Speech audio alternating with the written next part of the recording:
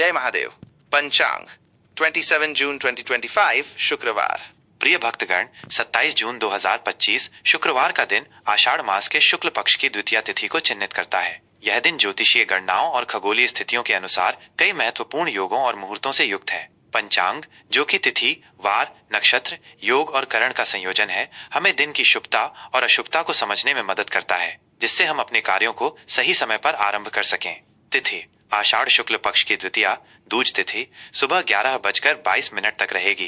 द्वितीया तिथि को स्थायी कार्यों और नींव रखने के लिए शुभ माना जाता है। इसके उपरांत तृतीया तिथि का आगमन होगा। नक्षत्र इस दिन का आरंभ पुनर्वसु नक्षत्र से होगा, जो सुबह 7:23 तक रहेगा। पुनर्वसु के बाद पुष्य नक्षत्र का प्रभाव शुरू होगा। पुष्य नक्षत्र को नक्षत्रों का राजा कहा जाता है और यह सभी शुभ कार्यों, विशेषकर नए कार्यों की शुरुआत, खरीदारी और निवेश के लिए अत्यंत शुभ माना जाता है। करण सुबह 11:22 तक कौलव करण रहेगा, जिसके बाद तैतिल करण का प्रभाव रहेगा। करण भी दिन की शुभता को प्रभावित करते हैं। योग रात 9:10 तक व्याघात योग रहेगा, जिसके बाद हर्षण योग का आरंभ होगा। ये योग भी ज्योतिषीय गणनाओं में महत्वपूर्ण भूमिका निभाते हैं। पक्ष शुक्ल पक्ष, वार शुक्रवार। ये दिन देवी लक्ष्मी और शुक्र ग्रह को समर्पित है, जो धन, समृद्धि और भौतिक सुखों के कारक हैं। सूर्योदय सुबह 5:25 पर, सूर्यास्त शाम 7:23 पर। चंद्र राशि इस दिन चंद्रमा पूरे दिन कर्क राशि में संचार करेगा। कर्क राशि चंद्रमा की अपनी राशि है, जिससे भावनात्मक स्थिरता और आंतरिक शांति का अनुभव हो सकता है। ऋतु वर्षा ऋतु। शुभ और अशुभ मुहूर्त। किसी भी कार्य को आरंभ करने से पहले शुभ और अशुभ मुहूर्तों का ज्ञान होना अत्यंत आवश्यक है, ताकि कार्यों में सफलता प्राप्त हो सके और बाधाओं से बचा जा सके।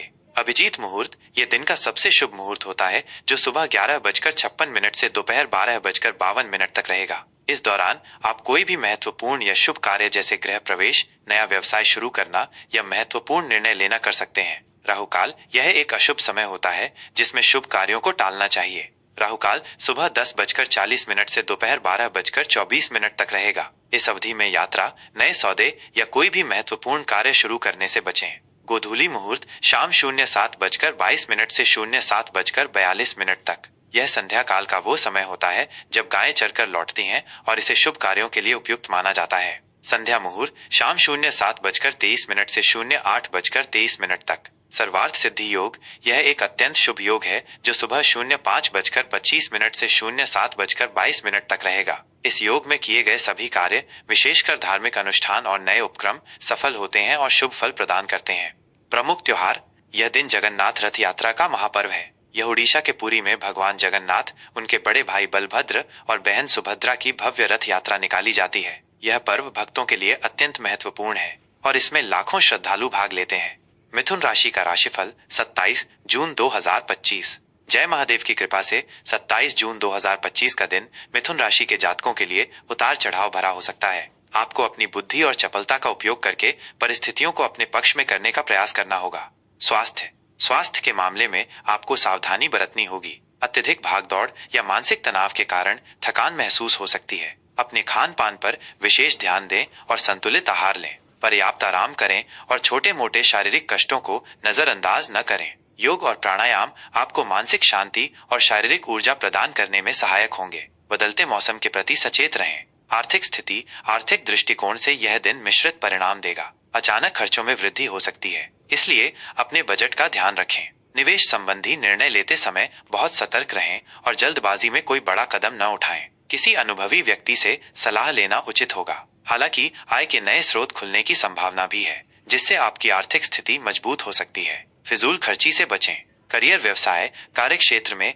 आपको कुछ चुनौतियों का सामना करना पड़ सकता है। आपके काम में रुकावटें आ सकती हैं या सहकर्मियों के साथ मतभेद हो सकते हैं। धैर्य बनाए रखें और अपनी वाणी पर नियंत्रण रखें। अपनी रचनात्मकता और बहुमुखी प्रतिभा का उपयोग करके समस्याओं का समाधान निकालने का प्रयास करें। व्यवसाय से जुड़े जातकों को आज नए सौदे करने से बचना चाहिए या बहुत सावधानी से आगे बढ़ना चाहिए। महत्वपूर्ण निर्णय लेने से पहले सभी पहलुओं पर विचार करें। प्रेम संबंधों के लिए ये दिन कुछ हद तक संवेदनशील हो सकता है। पार्टनर के साथ संवाद में स्पष्टता बनाए रखें, ताकि किसी प्रकार की गलतफहमी न हो। छोटी छोटी बातों पर बहस से बचें और एक दूसरे की भावनाओं का सम्मान करें। यदि आप अविवाहित हैं तो नए रिश्ते बनाने में जल्दबाजी न करें। विवाहित जातकों को जीवन साथी के साथ सामंजस्य बनाए रखने के लिए अधिक प्रयास करने पड़ सकते हैं। पारिवारिक जीवन।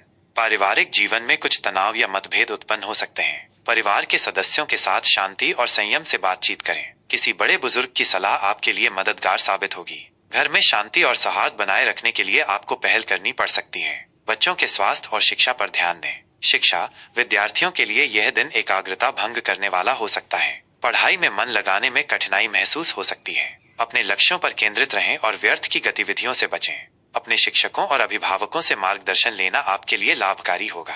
ग्रुप स्टडी या दोस्तों से मदद लेने से बचें। यात्रा, यदि यात्रा का योग बन रहा है तो इसे टालना बेहतर होगा। यदि यात्रा बहुत आवश्यक हो तो पूरी सावधानी और तैयारी के साथ ही करें। अनावश्यक यात्राओं से बचें क्योंकि यह थकाऊ और अप्रत्याशित बाधाओं से भरी हो सकती हैं। उपाय, शुक्रवार का दिन देवी लक्ष्मी को समर्पित है। इस दिन देवी लक्ष्मी की पूजा अर्चना करें और उन्हें लाल पुष्प या कमल का फूल अर्पित करें। गणेश जी की पूजा करना और उन्हें दूर्वा अर्पित करना भी मिथुन राशि के जातकों के लिए शुभ रहेगा, क्योंकि वे बुद्धि और विघ्नहर्ता हैं। इससे आपको चुनौतियों का सामना करने में मदद मिलेगी और बाधाएं दूर होंगी।